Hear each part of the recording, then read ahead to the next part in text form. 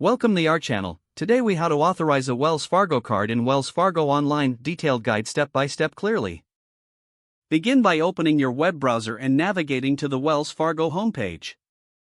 Locate the login button at the top right corner of the page.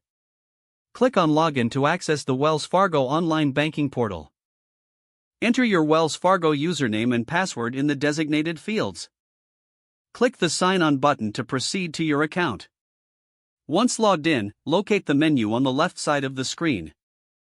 Select Account Services from the menu options. In the Account Services section, look for Card Services. Click on Card Services to view available card options.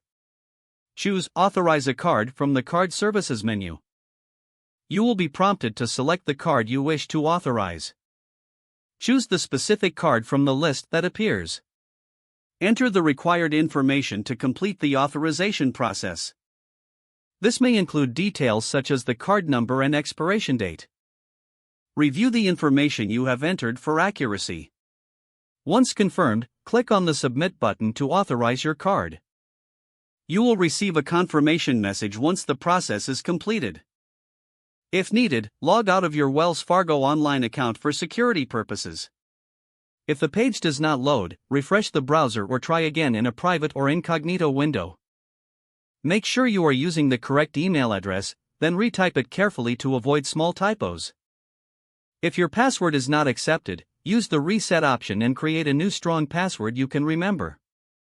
Check your spam folder for verification or security emails, then complete any requested confirmation steps. Enable two-factor authentication if available to improve account security and reduce unauthorized access risk. After signing in, review your profile details so your contact information and settings are accurate and current. If you see an error message, note it down and try again after restarting your device and internet connection. Log out when you finish, especially on shared devices, to keep your account and payment information secure. If the page does not load, refresh the browser or try again in a private or incognito window.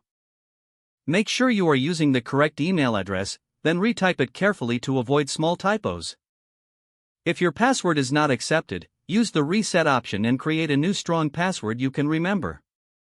Don't forget to like this video and subscribe to our channel for more step-by-step tech guides.